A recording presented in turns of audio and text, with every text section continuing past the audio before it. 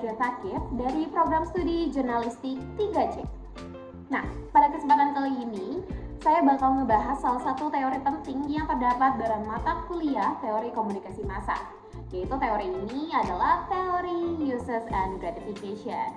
Nah, teori ini tuh dikembangkan oleh Elihu Katz, Jay Blumler, dan Michael Burbage. Jadi, teman-teman harus simak sampai selesai ya, supaya teman-teman paham apa sih pengguna media dan apa juga kendali atas media. Stay tune terus! Nah, sebelum kita bahas teorinya, kita perlu tahu dulu nih, apa itu komunikasi massa. Nah, secara umum, komunikasi massa merupakan proses penyampaian pesan dari satu sumber lewat berbagai media seperti televisi, koran, radio, hingga media sosial ke audiens yang banyak dan beragam.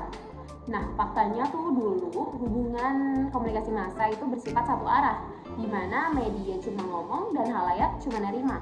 Tapi di era digital sekarang ini, semua hubungan itu perlahan mulai berubah menjadi dua arah, di mana sekarang audiens bisa menanggapi dan juga bisa berinteraksi.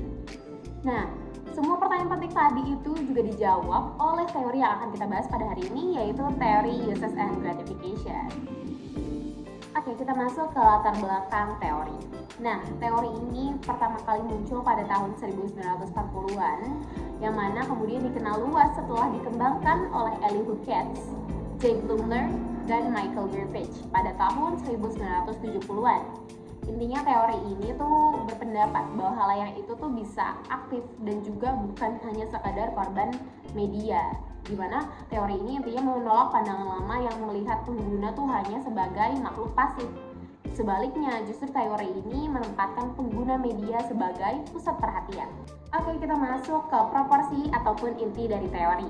Nah, intinya sebenarnya sederhana banget, dimana media itu bukan lagi yang mengendalikan manusia, tapi manusialah yang menentukan pilihan atas media yang dia konsumsi gitu. Entah itu cari informasi ataupun hanya sekadar cari hiburan.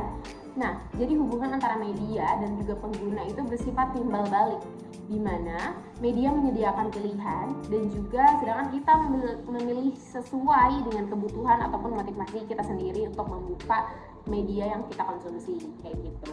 Oke, kita masuk ke tahap perkembangan teori. Nah, awalnya teori ini tuh sebenarnya digunakan untuk menilai pengguna dari televisi dan juga radio.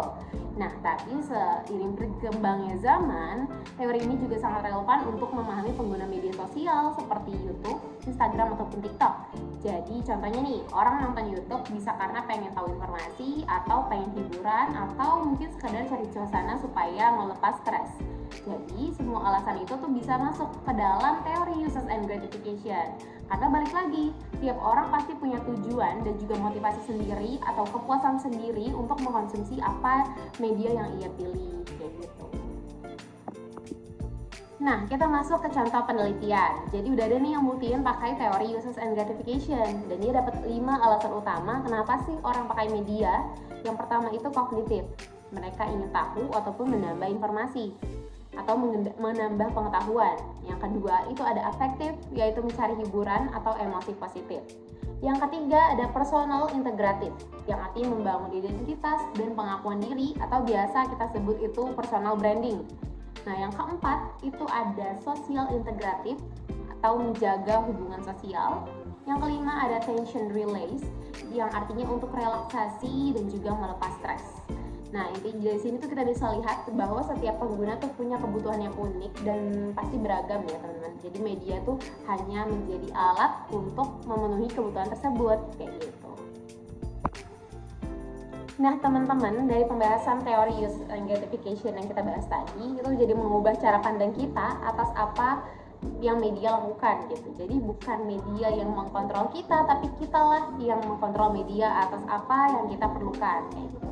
Jadi kalau dulu nih orang tanya, apa sih yang media lakukan terhadap kita? Tapi kalau sekarang kita tanya, apa yang kita lakukan terhadap media? Kayak gitu. Oke, sekian penjelasan terkait teori uses and gratification yang dapat saya berikan. Wassalamualaikum warahmatullahi wabarakatuh. Bye-bye.